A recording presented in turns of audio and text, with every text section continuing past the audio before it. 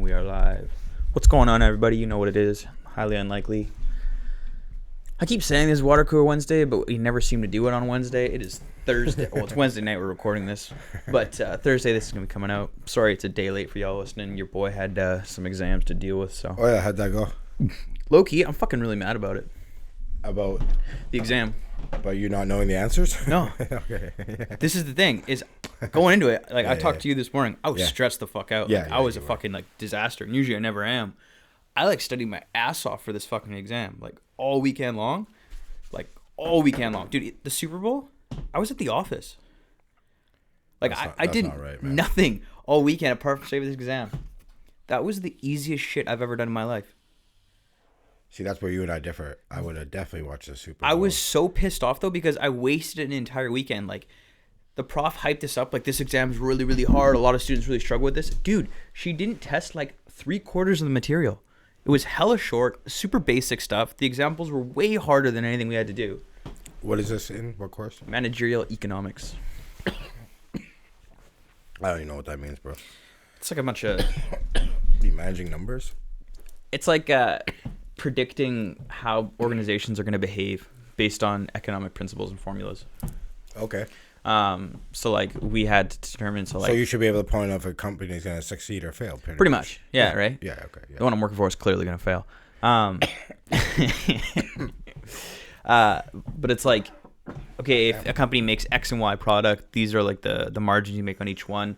What's the most output you should like? Which one should you produce at what level? Here are the costs. You gotta work it out. I'm trying to maximize profits and shit. Got you. It's a lot of BS, man. But yeah, like a project manager. Pretty much. Yeah, kind of like that. They like set the budget and like kind of do a whole bunch of shit. But yeah. Like, anyway, straight up. Yeah. Yeah, it was some bullshit, dude. Because I wasted my entire weekend. No Super Bowl, no nothing, bro. See, that would never happen with me. Yeah, I know. How was your week?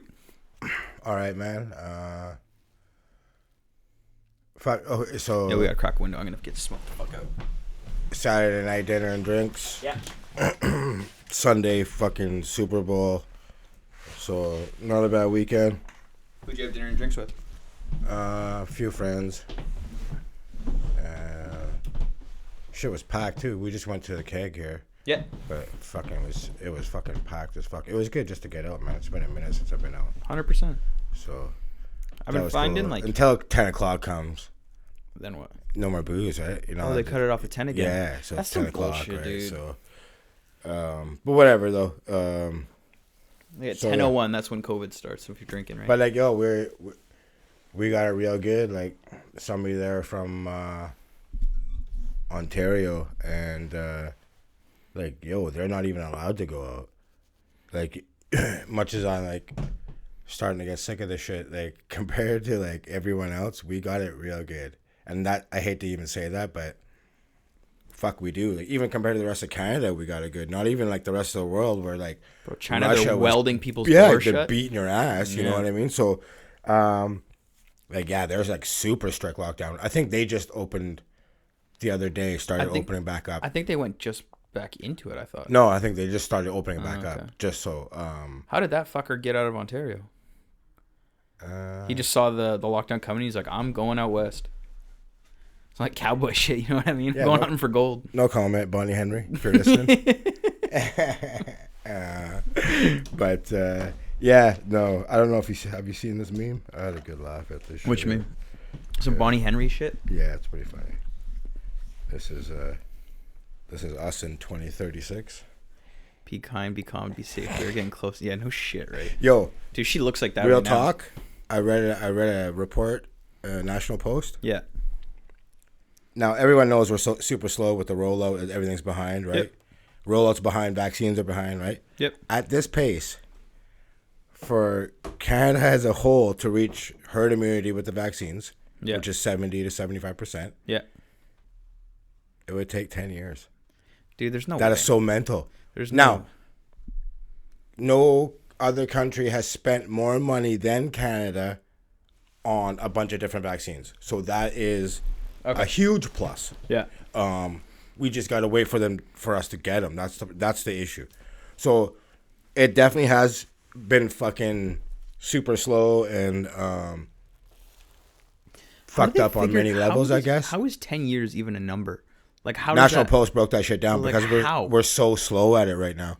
But look that shit up if you're really interested. But yeah, it was in the National Post. It was pretty crazy. Like, how can we not expedite things? Like, let's put more money into whatever.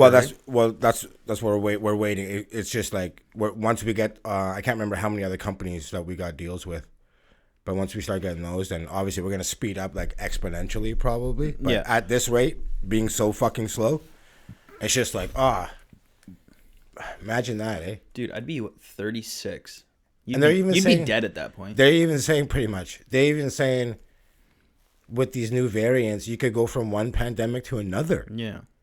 But that's the thing. Like, they had said this about, like, SARS and shit like that, too. They're like, oh, it's going to continue to mutate and change, and we're going to have to deal with this for the rest of our lives. That's what all viruses do. They mutate. Yeah. Right? So, and I heard, like, the AstraZeneca vaccine does not work on the South African variant. I saw something, too, where, like... So if that's the case, Jesus, fuck, you know what I mean? Because I've basically been like a stock trader for the last 2 weeks. No bullshit. Like straight up every day, going hard at like waking up at 5 a.m. But there's this one company that spiked because they specifically found the vaccine or something that worked against the UK strain of COVID, and it spiked from like 30 cents all the way up to like $4 or something. I know the rest of the vaccines seem to work against the UK one. I heard Pfizer just off of vaccine sales this year, $15 billion. Oh, for sure, dude. Just this year. That's so wild. Fuck. Healthcare, like when you think about it, that's where the real money is. From fucking boners to fucking vaccines, they were just rolling in the money, man. You think about it, right? Like when it comes to people's health, like that's the only thing where or boners, you spared no dollar. You know what I mean? Like if my dick don't work, I'm spending every dollar to make sure that if I'm gonna die and my dick don't work, we gotta get on this. yeah, real talk, man. That's the only thing people are gonna really spend money on. But yeah, talk about bankroll, man. And that's not even like all the other companies that are doing it. Like they're gonna obviously winning, right? You know what I mean? Like that Johnson & Johnson is only a one shot, so that's like a huge positive. That's huge. So, I'd way rather that. I think like they were saying like that would be better suited for like underdeveloped countries. Like I heard also Canada too, first country to pledge any leftover vaccines they're donating to underprivileged countries, which is super dope. Yep. Haven't heard anyone else hop on that yet. I'm sure they will. Basically communists, you know what I mean? But so yeah, that's cool. Whatever, you know. All right, let's get off this COVID shit. I want to talk about Stephen A. Smith and his clown ass comments from last week. What did he say? Did you hear his comments about women's MMA? No, I didn't hear. No comments from him. Oh, dude, he's been getting like roasted. Bring that shit up. Yeah, let me hear that. Okay, this is like, I don't understand how you can pretty much, you're the biggest sports personality on ESPN. Like you're single-handedly carrying that network, right? Well, yeah, by far, bro. And so he got asked about women's MMA.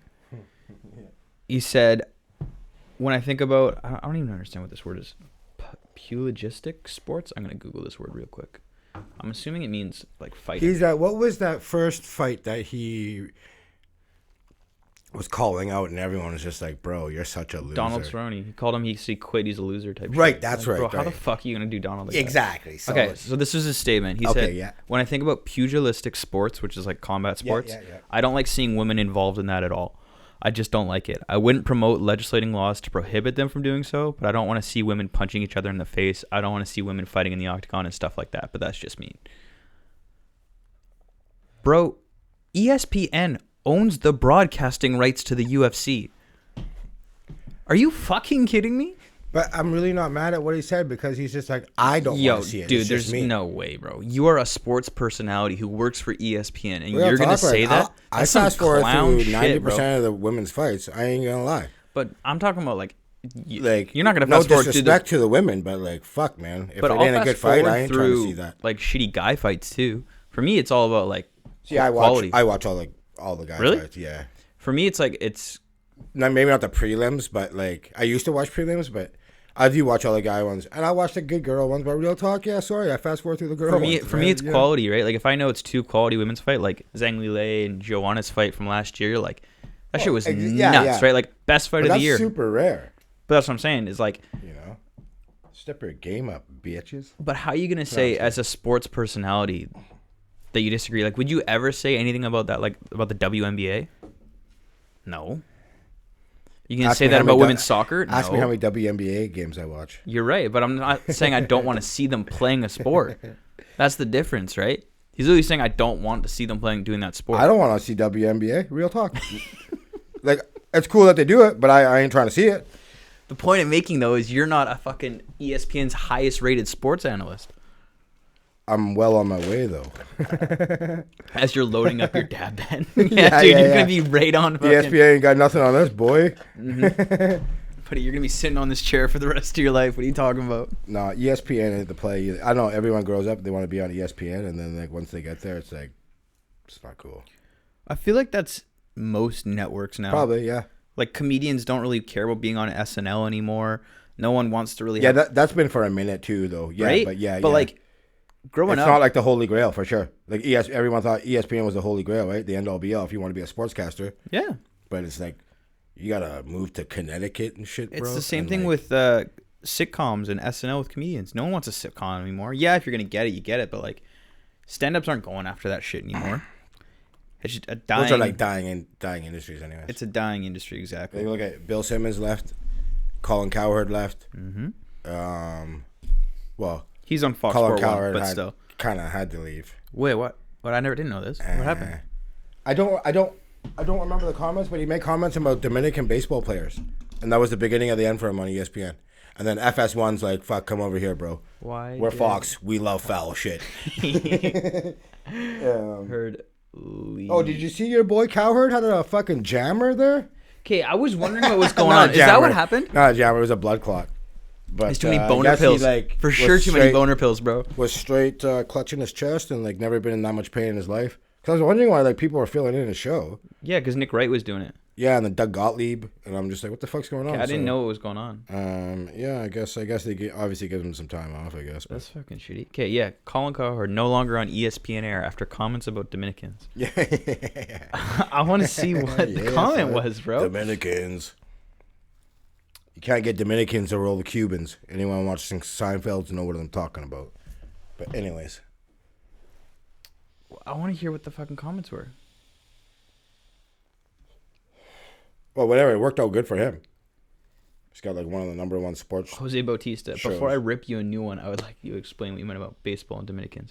What's the fucking comments, bro? I don't remember. Yeah, I'm trying to find it right now. Over the past 2 days. Baseball is just too complex. Joy Taylor can get it though. God damn. Really? I do not find her attractive at all, bro. Oh fuck! I see. I really don't think so. Man. Holy fuck! Yeah, she's got. I'm also 5'6", and I think she's a pretty like tall girl, like Meg the Stallion type. That's just too much for me. You know what I mean? I seen some banging pics of her. There's some I didn't like, but yeah, I seen some real bangers. Okay, I want to hear the fucking comments, bro. Okay, whatever. This isn't gonna happen. You can't find it? I'll look for it maybe for next weekend. But yeah, I just knew that's what it was. But yeah, anyways, I guess he's fine. He's aged in the last 5 years. Holy shit. There's like a photo from 2014 of him throwing like a baseball. Sure. And he looks like young, like a 45-year-old dad. You know what I mean? Yeah. He's fucking looking old. Jesus. Makes like $6 million a year. Mm-hmm. That's what happens when you got Joy Taylor. Him and Skip Bayless, I think, make the same. Skip Bayless. We well documented my Skip Bayless hate. Well documented. I used to hate the guy, but I appreciate it because that's the whole point of the show. One thing I saw. It's like good cop, bad cop, Shannon Sharp and him. He plays his role super well. One thing And he does know what he's talking about. I gotta give him credit. Obviously, the guy's been following sports longer than I've been alive. So, but it's like he has to play that angle, and he plays it so well.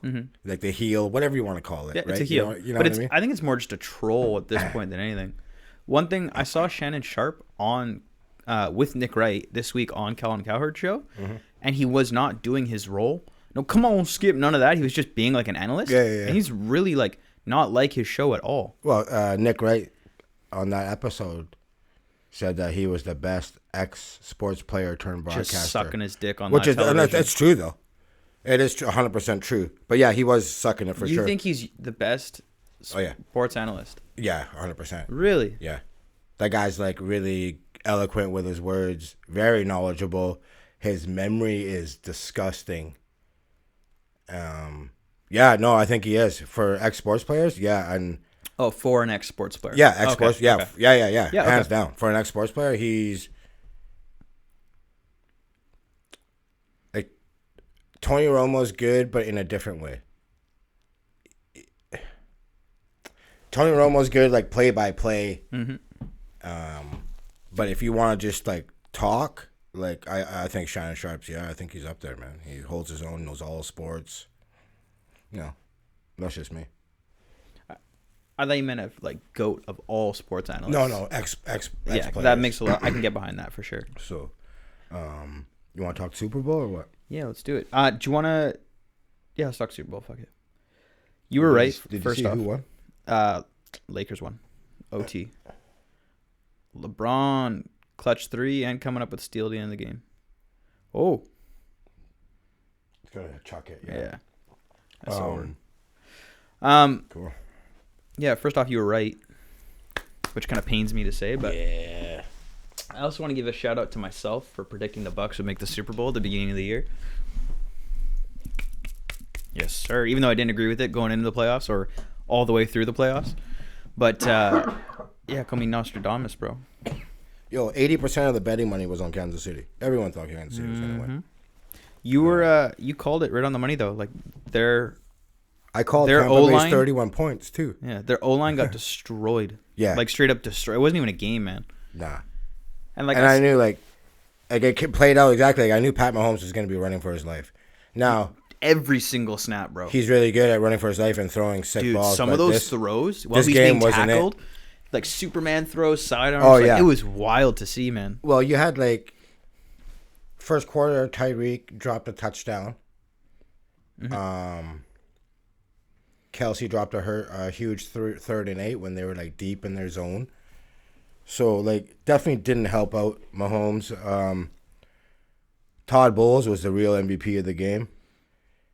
How that guy played is phenomenal. Everyone knows that guy's one of the highest blitz rates ever in the league. And he maybe blitzed Mahomes 6 times. Which is crazy. Total opposite of his game plan. And it's wild to like, because we've talked about this before. I've talked about this before. Like, why do you not just first play out of the game, double their best receiver, and drop 2 deep? And that's what they did every single play of the game. And Tyreek didn't even play.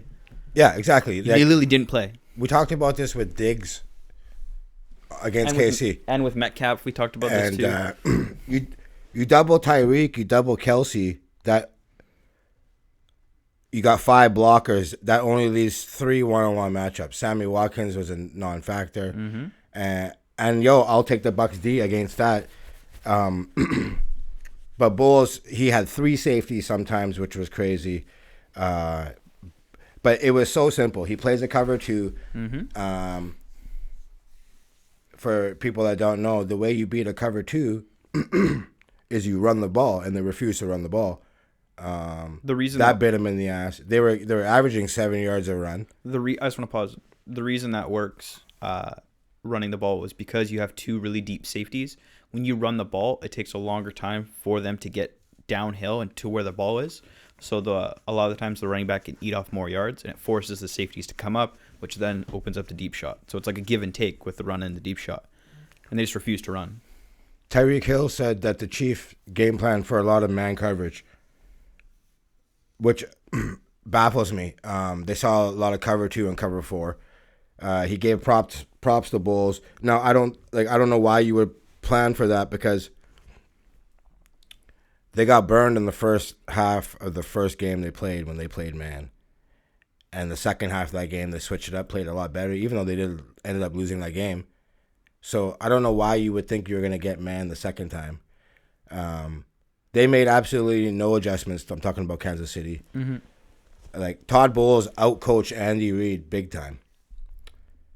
Huge. Which is crazy to say. Like, going into this, you were like, okay, KC's got the coaching advantage. Yeah, for sure, right? Eric Bieniemy, Andy Reid against Bruce Arians, Brian Leftwich, and I think I love Todd. I've always been a Todd Bowles fan. He's one of my favorite coordinators. So Mahomes only faced a blitz on 11% of his dropbacks. Now, on the 29 pressures that he faced, 27 of them came with four or fewer defenders. Sorry, and that's the second most pressures with 4 or fewer in the last 10 years. Yep. Devin White, Levante David played huge. Devin White, 13 tackles, 2 for losses, 1 pick, 22 years old only. Also, now depending what numbers you see, it's around a 50% pressure rate. And that's like, I don't care how good any quarterback is, and Mahomes is the best, obviously. Being able to get to the quarterback 50% of the time with 4 men is ridiculous. Yeah, crazy. Ridiculous. And that's how the Raiders beat him. And if you look like back at, I think it was week 9, Carolina played him really well, and the Browns recently here when they lost, what was that, 22-17 or whatever it was. But now this is fucked up. Like, to put it in context, how much or how under pressure Mahomes was, he ran a total of 497 yards before his passes that night. That's crazy. Like, that's fucking crazy, bro. You ran 500 yards. He ran before he ran up and down the field 5 times just running from defenders. Crazy. Like, and Brady only pressured 4 times. That's the lowest in any of his Super Bowl games. So that's crazy. Tristan Wirfs, the highest graded player in the game, he only given up 1 sack all year. He was phenomenal. They got him in the OB. No, they got him. I can't remember whose trade they got him in, but anyways, he played crazy. Brady didn't have a huge game yard-wise, 200 yards, 21 of 29 though, 125 QBR. He did what Brady 3 does. touchdowns. He didn't make mistakes. He was not the reason they were going to lose that game. Yeah, he went from those 3 straight picks in the Green Bay, and yeah, like you said, you knew he wasn't gonna turnovers. You knew is going to be number 1 on his mind. He's going to be kicking his family out of his house more often. No doubt. Straight up, dude. Gronk turned back the clock with 2 tutties. Okay. This is someone I want to give credit to because not even just the TD passes, all game long. He played, like, he out-tight end Travis Kelce, and I was hating on him a little bit coming into this, saying he's been underperforming and hasn't been showing up, dropping passes, and he killed it. You can't even hate on it. Did you see Tom Brady hucking the Lombardi Trophy from a boat to another boat today during the parade? Yo, the audacity of that man. You remember Gronk smashed the trophy? Yeah. Was it at the Red Sox? He hit it with the baseball? Like he used it Gronk's as a bat done a bunch of dumb shit. and dented the trophy. But, yeah. And like Brandon Marshall, he made a great point where Brady probably means more Monday to Saturday than he does on the Sunday. Being in the locker room with those guys all week, training with them, the leadership that he shows, guys actually look at that guy and is like, you know what, we can win under him. And to do it at 43 years old, it's fucking phenomenal, man. It is phenomenal. And Coach Arians had said a bunch of times that later on in the year, which is kind of what we had thought happened, that he's like, I would just let Tom coach during the week. He'd text me and say, hey, can we run this? Can we do this? I want to work on this. Or I don't want to throw today. And Arians was like, yep, you do what you want. He texted all his teammates every night, we will win the game. So, yeah, like. Can you imagine getting gassed up from Tom Brady every night? You're a fucking champ. No doubt, winning man. A Super Bowl. Buddy, that just light a fire under your ass. Mahomes finished with 270 yards, 2 picks, 52 QBR. First time in his NFL or college career that they did not score a touchdown. Yep. Playing at home definitely helped Tampa Bay as well. And like you said earlier, with that O-line, without Fisher, without Schwartz, who are top tackles in the league. Just the tackles allowed 18 pressures, most since 2010. Mike Remmers was one of the fill-ins, and he played on Carolina when they played Denver. Okay. Von Miller lit him up, 2 strip sacks, got MVP. So, soon as this guy was coming, I knew it was going to be a wrap, man. That's a tough beat. Kelsey had good numbers, but they all came late. He had 10 for $133. Also, in the first half, a lot of those questionable penalties. Mm-hmm. There were tons, man. Someone brought that up too. I want to say it was Mike Vick, who low-key is an underrated ex-player turned analyst. I actually like him. I can't stand him. Really? I actually like him. I love him as an athlete. Really? Love him he was like transcendent as an athlete. Oh, he was. I guess but fuck yeah, I can't my stand thought him. is I assumed he'd be a moron, like his whole dog ring shit. Oh, that's what I get. But that's thing is, I think He he's is a a lot more moron. eloquent than a moron. Maybe my standard was just so low. Anyways, I forget what I was gonna say. What was I gonna say? We were talking about the penalties. Right. He was saying that during the regular season, he had noticed this and pointed out. He said that Kansas City was taking a lot of stupid penalties. When you're winning games, it doesn't really matter. You can have 10 penalties for 100 yards if you're still winning by 14 points. If you're winning by a touchdown, no one really notices it. But when you get into a big game where it's close, you can't take that many penalties. Like there was 2 or 3 drives. The one deep pass with the touchdown to end the half, that was purely based on a penalty. Like there was a bunch of dumb stuff that happened. They got flagged 5 times for defensive holding or defensive pass interference in the first half. Mm-hmm. The team hadn't been hit with more than 3 combined holding or DPIs in a full game all season long. So, Bucks picked up first 6 downs in the first half on penalties alone. Yep.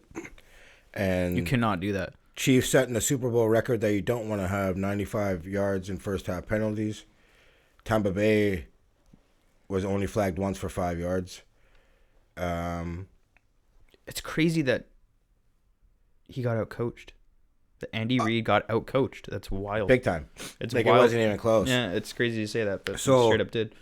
Tom Brady now has more Super Bowl 7 than the Browns, Lions, Texans, Jaguars, Chargers, Titans, Cardinals, Bengals, Panthers, Falcons, Vikings, Bills, Rams, Seahawks, Eagles, Bears, Jets, and Saints combined. You know what I'm saying? He has more Super Bowl MVP awards, 5, than any quarterback has won Super Bowls.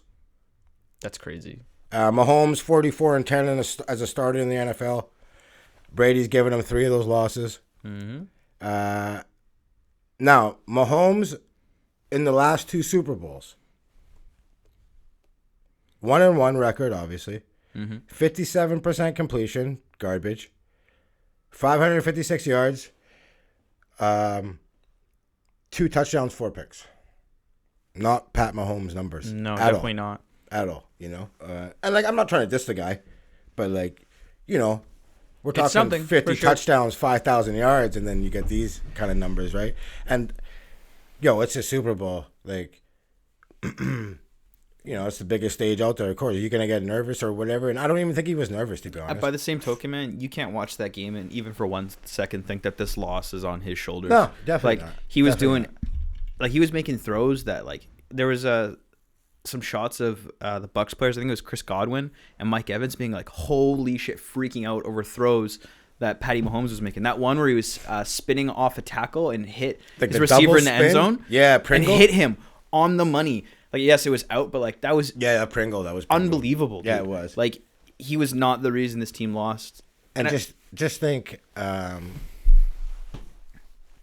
fucking Brady on the road goes through Breeze, Rodgers, this is crazy, and Mahomes, bro. Mm-hmm. Well, the Mahomes on at home, but like to go through those quarterbacks for the Super Bowl, man, that's wild, unreal, dude. First time anyone's beaten 3 Super Bowl MVPs in a postseason. That's crazy. There's league MVPs. Actually, Breeze has never won a league MVP. This is Brady's 4th Super Bowl since the age of 37. That is disgusting. Like, that's never going to happen again. No, never. No, not a chance. You're never going to see this again. No. And don't forget, there was a 9-year gap in between championships in New England. Mm-hmm. Like, to have a 9-year gap and win 4 after 37. It's fucked. Fuck out of here, man. Yeah. Like, you know what I'm saying? We do have some free agents coming up. Godwin, Levante David, Shaq Barrett, Gronk, Antonio Brown, Leonard Fournette, who played unbelievable, Dude. Ndamukong Suh, and Ryan Suckup. Yo, that's a lot of free agents. Holy Now, shit. most players said they're going to take less to come back. Evans has already offered money off of his contract. Brady, I'm sure, will do the same. I honestly think Godwin might not come back, but that's okay. I think they're going to get Brown back. I think Godwin's going to cash out somewhere, and rightfully so. Maybe I'm wrong, he takes less, but I think that's the one guy I think that might not come back. I think you might be right, because like before Tom Brady arrived and like Antonio Brown and Gronk, it was like Mike Evans, Chris Godwin show. It was those two guys lighting it up. And Mike Evans still got a lot of that shine this year, where Godwin had a little bit more of a reduced role.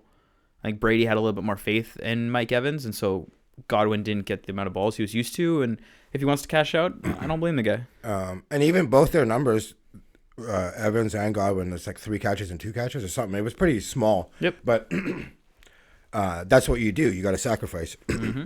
And Brown had a big touchdown. Obviously, we talked about Gronk having 2. So Brady's played 344 regular season and postseason games in his career, right? Mm-hmm. The first 172, his record is 132-40 for 767 percentage. The last 172, 132-40, 767 That's winning crazy. percentage. Fucking weird, eh? This guy. He's unbelievable, man. He's in a... It's so weird to say, like, he's the greatest athlete of all time, because you look at the way that man runs and you're like, there is no way this is the greatest athlete of all time. I was gonna get to that. Do you, in your mind, is he the greatest athlete to ever go down in history, or in your mind, is he the greatest athlete ever? A lot of these arguments are so weird because like people define athlete versus player different in terms of just someone competing in a sport who competed in a sport the best of all time. I think it has to be. My opinion, he's above Jordan. Tom, this is the thing. So this is the argument for me is Jordan and Tiger Woods. Because Tiger's down on that list for me. see, Tiger for me is like the most winning player I've ever seen in my life. It's also because I didn't really watch Michael Jordan growing up, whereas I grew up and Tiger Woods was... Don't matter how far down he is on Sunday, you know he's winning the tournament. It don't White matter. boy in his golf, I'm not surprised. It was like, dude, it was clockwork. It was crazy. I still need to watch that documentary. Fuck. Yeah, same. Anyways, okay, but the leg up that Brady has over Michael Jordan, and I think I agree with it, is that Brady has now moved on to a completely different team. He doesn't need someone to win. Michael only won in Chicago, and he only won with Phil Jackson. Before then, he was still good, but he didn't win. And after that, we kind of give him a pass because he was old, but he still didn't win. Tom Brady is 43, went to a different team, and won. Here's what seals it for me. Individually, Tom Brady is the highest winning percentage out of any athlete ever. And he went to the team with the lowest winning percentage in all professional sports leagues, 4 major ones. And in his first year without training camp, That's so crazy, dude. won the Super Bowl. That's why he's above Jordan to me. Yeah, that's crazy. Like you said to your point, the multiple teams obviously is a plus there too for me. But yeah, like I don't think like, honestly, he's up there with Muhammad Ali. Mm-hmm. I think LeBron is better than Jordan, but like I think globally maybe LeBron might be a bigger star than Brady, but yeah, I think so. People want to, I think he's definitely above Jordan though. I think you're right. And everyone's like Jordan's 6-0. Nah, don't care. I even heard an argument today. Actually last night, Dwayne Wade said, and I don't agree with this, but he said he cannot put Tom Brady as GOAT because he doesn't play both sides of the ball. That's not how the sport works. You're going to knock him because of the way the sports work? I don't agree with it, right? I don't agree that's with it ridiculous. either, but like that was his point. And like I said, I don't agree with it. But the counter argument, well, not a counter, but like another knock against Jordan is, in my opinion, and we've talked about this numerous times, so I know you agree, football is the hardest sport to win a championship in.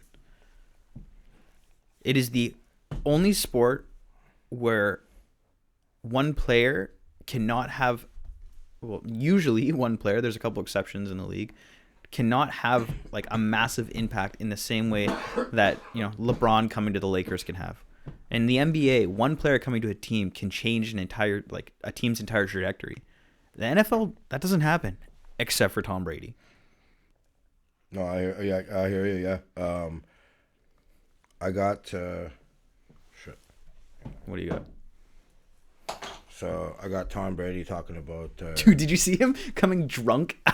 Did you see him stumbling? Yeah, I'm glad though. Yo, that TB12, he's like, fuck avocado, son. Dude, he's like, I'm getting fucking lit today. Add a little avocado tequila. He tweeted fuck out. that, dog. So funny, bro. So yeah, Tom talking about Gronk and AB. It's great to see him. You know, big time players making big time plays. So just love what they did, what they added to the team. You know, Gronk's an unbelievable player, teammate, talent, work ethic, commitment, and AB is just, since he got here, he's just done everything the right way. So impressed by him, proud of him. Takes a lot of people for us to get to this point, and you know, we all have great support systems in place, and I think everyone should be celebrating them tonight. Yeah, AB's support system was staying at fucking Tom Brady's pool house. Did he actually? Yeah, he lived with Tom Brady for like a while. That's hilarious. It's the only way you're gonna keep that man down, bro. So Tom Brady's got to hold him down like a wife, straight up. And like we talked about, like football, you need everybody on deck. Their defense won them the game against Green Bay. Mm-hmm. Like with the 3 picks, Tom's trying 100%. To give it away, and Tampa Bay's like, "No, we got your back, white boy." Right? So this is Brady talking about the defense. They stepped up to the challenge, and you know, you go up against a guy like Pat, incredible player, and Aaron, MVP 2 weeks ago, they played incredible, and then Drew, they played great. They stepped up, they rose to the occasion, and we needed it because playing extremely talented offenses, but just so happy we all came to play tonight. So and like that defense was fucking humming, you know. Oh, dude, it was cooking. They were eating, bro, like straight up eating. So I'm just gonna cue up the Pat Mahomes shit here. Yeah, go for it. But like some people want to kind of blame Mahomes, but like there's no way it was him. Like we talked about, like the only people who are blaming Pat Mahomes don't really know football. Like, you know how many people I talk to were like, Pat Mahomes is terrible. I'm like, did you know both of his guards were out? They're like, what? I'm like, yeah, both of his guards were out. Neither of the guards were starting, and that's why he was running the entire time. I'm like, oh, well, I didn't know that. Like, don't make comments if you don't know the game. A lot of people thought this game was boring, and maybe to the casual fan, sure, it was boring. To me, it wasn't. Like, I was like, see, it all depends how you watch it. You know what I mean? Are you just a casual fan? Yeah, for sure. Casual fan, it probably was boring. But if you're like a nerd, I don't think it was boring. You know what I mean? So it's like perspective, right? You know what I'm saying? Mm-hmm. So here's Mahomes talking about when they knew they weren't going to win it. Probably when I threw the interception at the very end of the game. I mean, you knew it was pretty much over then because we had no timeouts. But I mean, we battled to the very end. I mean, that's one thing you can say. I mean, we played not very good football today, but we battled. Now you have to respect the guys for their toughness on doing that. So yeah, and I'll give him that. They definitely battled. It came out that he's gonna need surgery, right? Surgery on that toe. Yeah. But honestly, he looked not bad, man. He ran for a lot of first downs. Mm-hmm. Dude, he did everything to try and will that team to win. For sure. And did you hear, I hate to say it, but when I heard this, I knew this game was a wrap too. Andy Reid's son got in that car accident. Did you hear about that?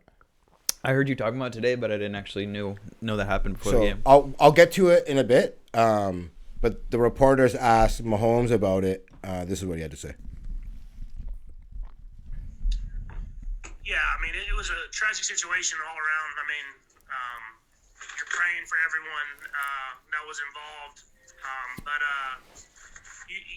we went into the game, and I feel like he was still Coach Reid, still the same guy, but obviously we wanted to win the game, but we didn't.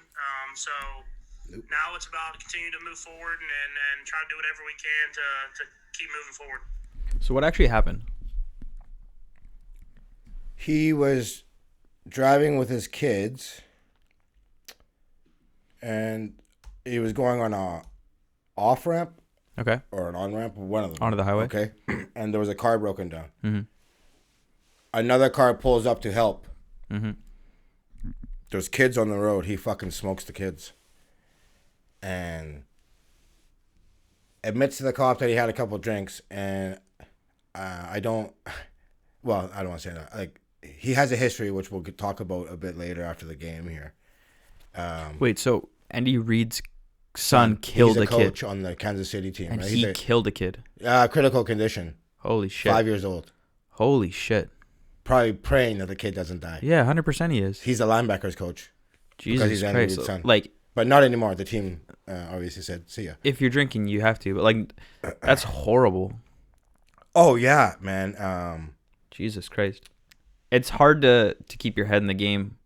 I thought So I knew, like, I hate to say it, but obviously Reid's you can't be all there. Be elsewhere, probably. You can't be all there. You can't expect him to not have that in the back of his mind. Like, potentially is like, if that kid dies, he's gonna get charged. He's gonna go to jail. Like, that's not something you just get off scot-free, especially if you've been drinking, right? Like, and especially if you have priors. yeah, right. Like that. But that's not a joke, right? So Pat Mahomes is talking about the Bucks pass rush. Here's what he had to say.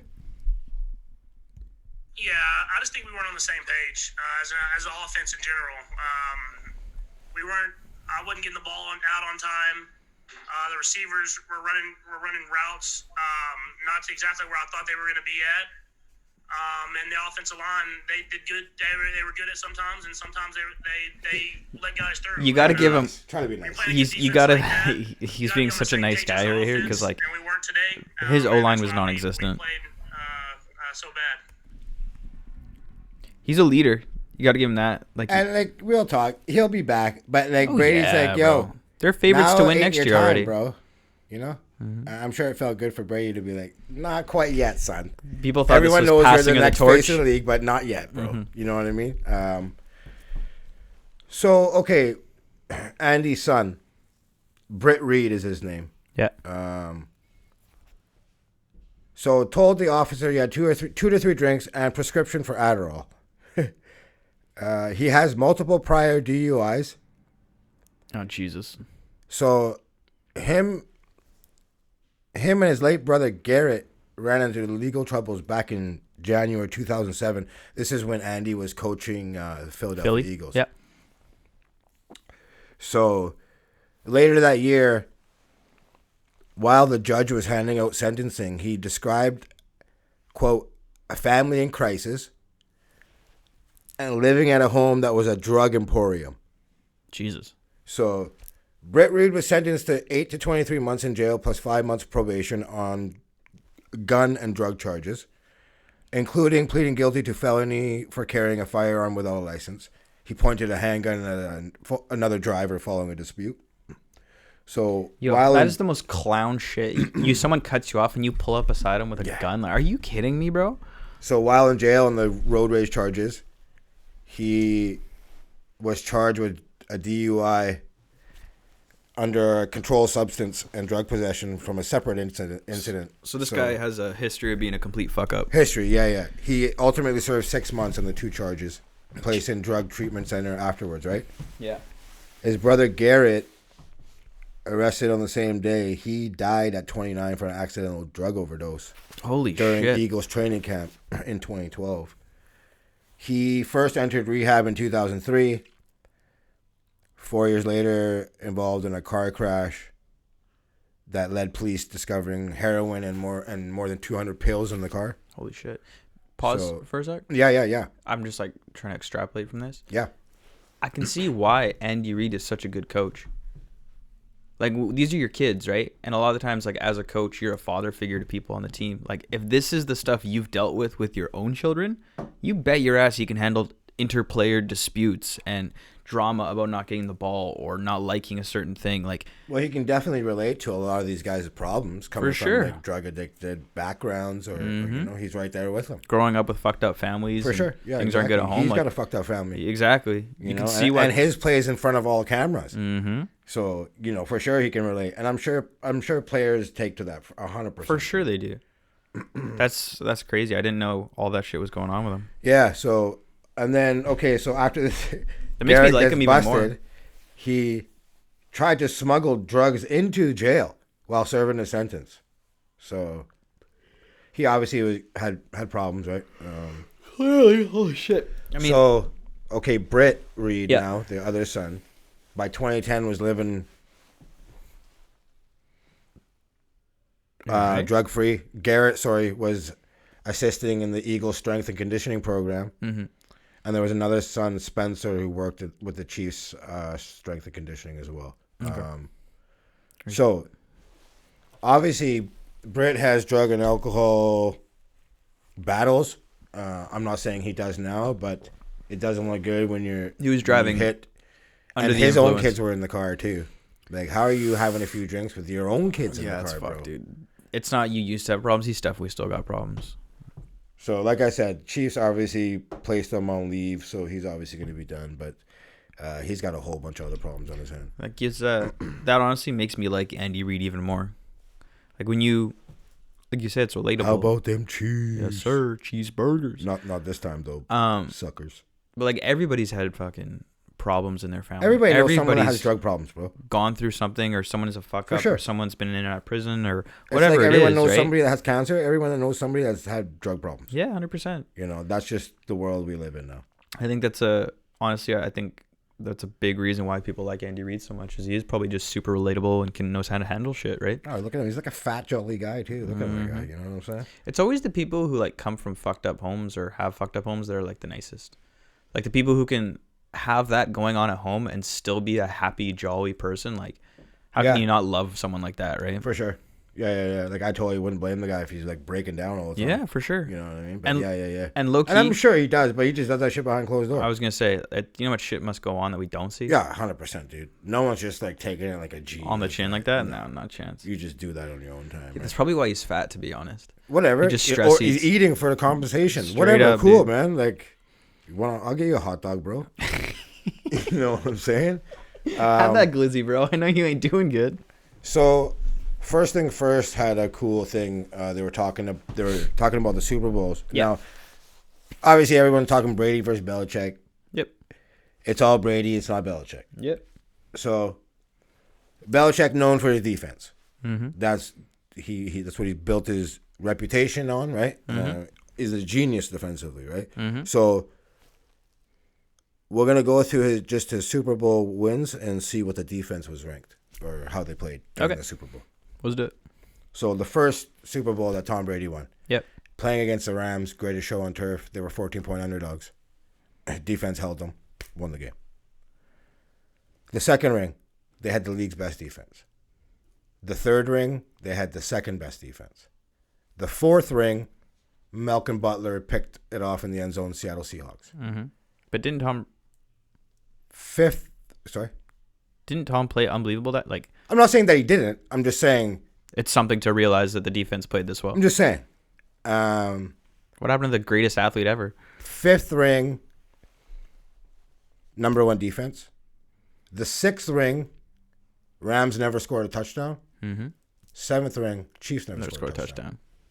And I'm not saying I'm not knocking him. I'm just saying like these are just It shows. pretty fucking good defenses. It goes to show you that defense is just as relevant as ever. like those old Pats team. We're talking Richard Seymour, Ty Law, Rodney Harrison, Teddy Bruschi, Vrabel. Revis was on those teams. Will Fork, McCourty brothers. Yep. Like they had some players. they're no joke. And Belichick was the architect of all those defenses. Mm-hmm. So, but yeah, like, where do I think this ranks for like his Super Bowl personally? I think the first one against the Rams was No, the Atlanta one was the best one, I think, for him. The comeback was all TB. That The was Atlanta all one, I TB. think, is number one. I think that Rams one is number two. His first one, he had no business beating the Rams, and he won it on a field goal. And I think this one is the third. Yeah.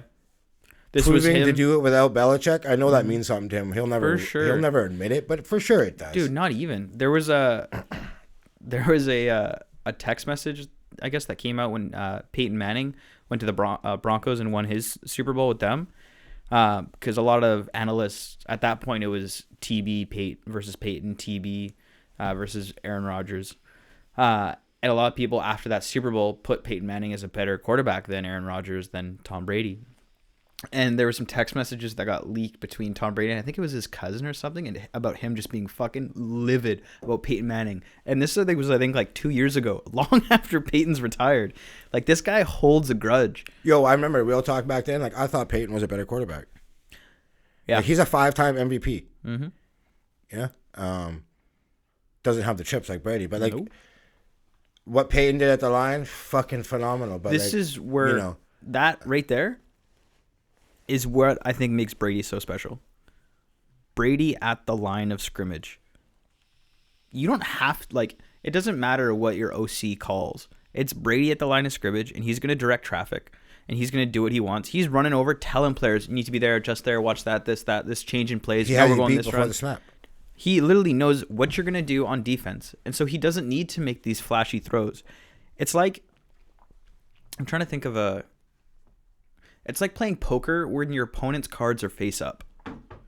You know what you're playing against, and so you're going to make the right decision every single time. You're going to know when to go all in. You're going to know when to fold, and you've got a bad beat. That's TB at the line. He's playing poker, opponent's cards face up, and it's wild to watch. I think, what is it? He's won a Super Bowl every other year for the last how many years now? Like 10 years? 8 years? I can't remember. It's been the last few years. Every other year you can bank on it. So 2023 is his next one. Who was the analyst who's like, there are 4 things that are undeniable: death, taxes, and Tom Brady in the Super Bowl? 100%, man. Straight up, bro. Yeah, it was good for him. I know he's like super happy. Like you said, he's super lit today at the boat. The boat parade was dope. And like, how about this though? Okay, it's Tampa Bay Lightning won the Stanley Cup. Mm-hmm. Tampa Bay Rays made it to the World Series. Tampa Bay Bucks win the fucking NFL. Champa Bay, baby. Fuck, Like, go figure, man. Unreal year for Tampa.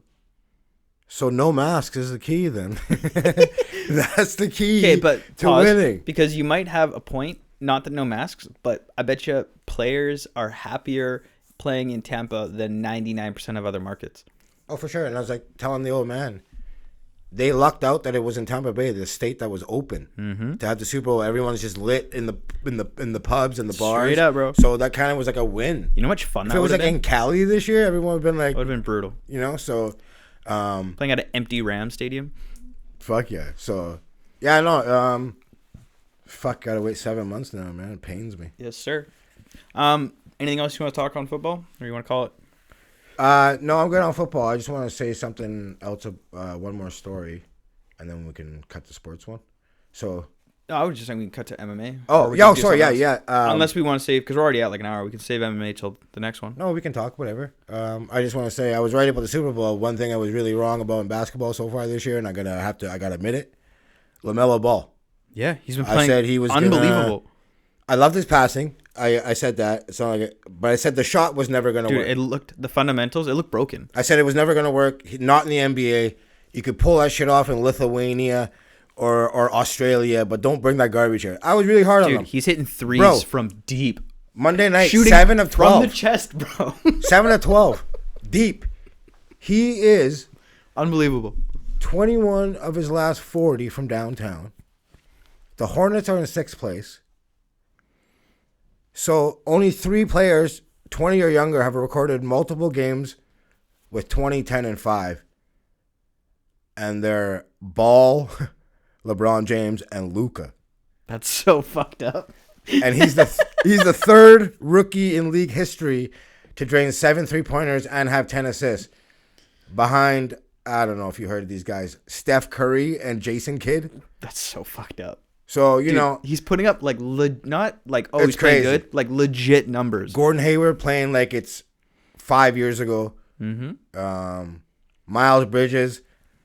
Him and Miles Bridges are really getting really good together. But yeah, so I don't know. I was totally wrong, obviously, on that. And How could? There's no way you look at that guy and you're like, he's gonna be good in the NBA. Like coming out of just this cornball attitude, the way he looks, everything. And he's. Could you imagine? Okay, hold on, pause. Yeah. Imagine being like 35, some like grizzled NBA veteran. I'm trying to think of somebody like one of the Morris twins, right? Okay. And you have LaMelo Ball busting yo ass all game long. How you gonna live with yourself? And the thing is, they were riding him on the bench. They weren't even starting him. Mm-hmm. So now he's gonna have to stay in that starting lineup. His last 6 games, 23, 7, and 6, and now he's minus 500 to win Rookie of the Year. I had Halliburton or Wiseman winning it. I think Halliburton. I got to stay with Halliburton. You think so?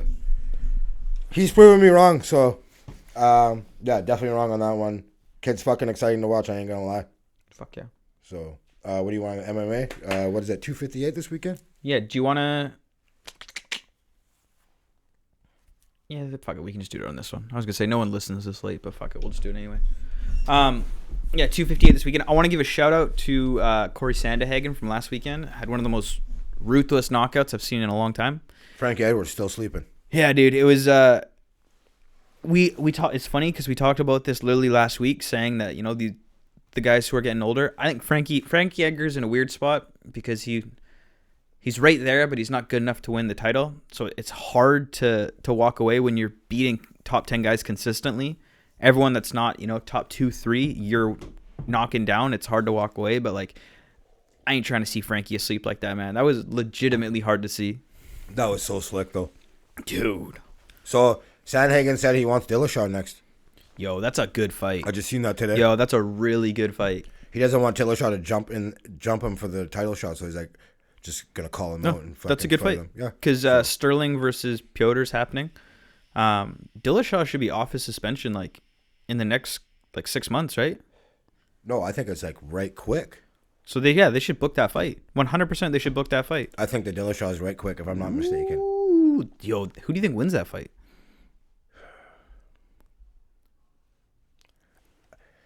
That's too long of a layup. I don't know, bro.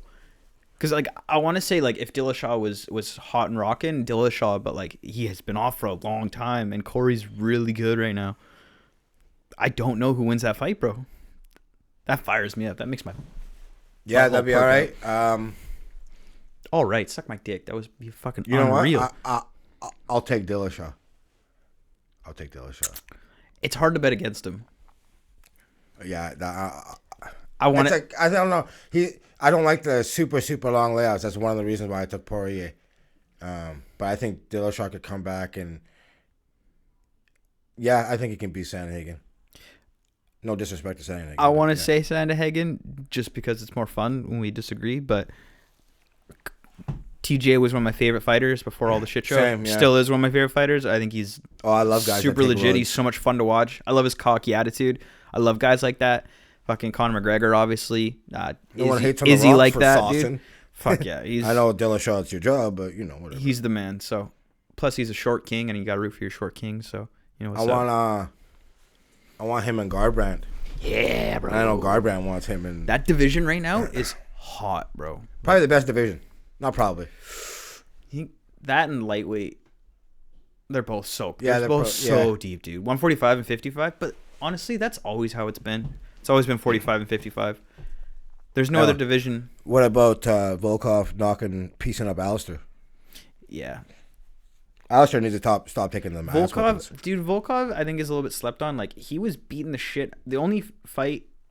I think he's top 5 ranked now, isn't he? Yeah, and he should be though, because he was beating the fuck out of Derek Lewis, and then Derek Lewis caught him in the last 30 seconds. Yeah, that's right. That's right, yeah. Volkov's really good. I don't think can beat. Fucking big boy, that guy. Dude, tall. There's 3 guys I don't think he can beat. Well, I guess 4 now with John Jones. He can't beat John Jones. Can't beat Stipe. Can't beat Francis.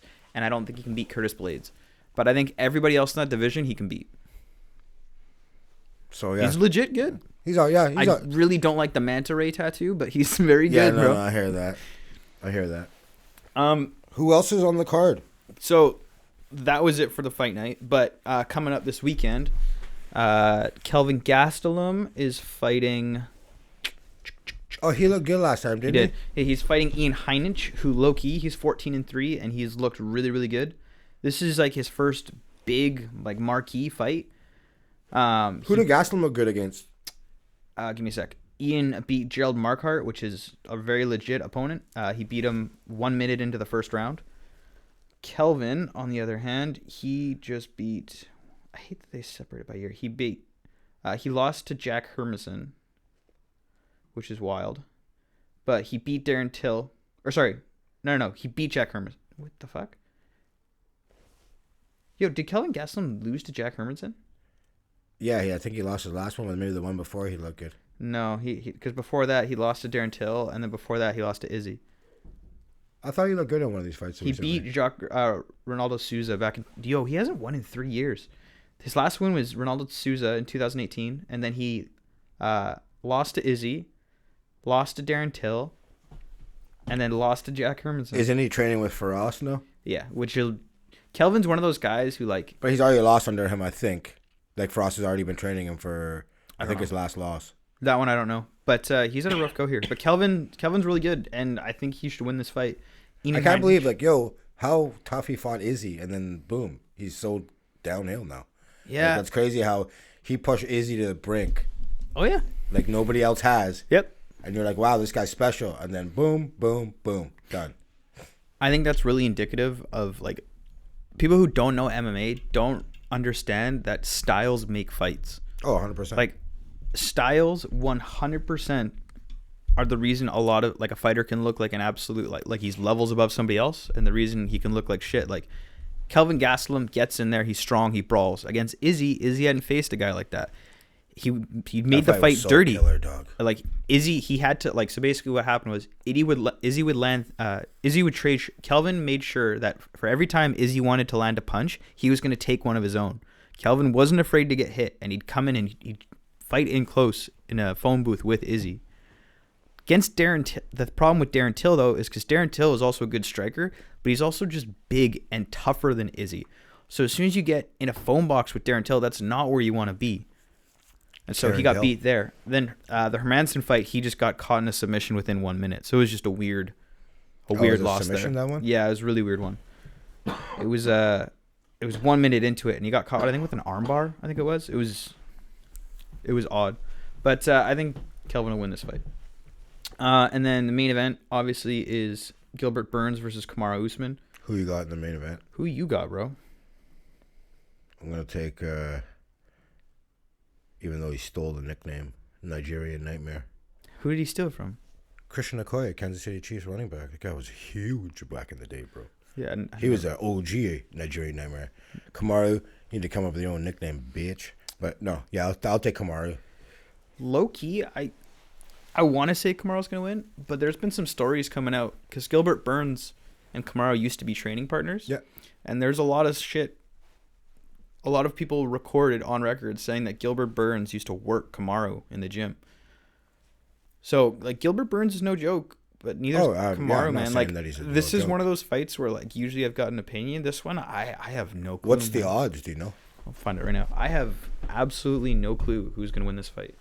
Usman versus Burns betting odds. Holy shit, really? Usman is a minus 270 favorite.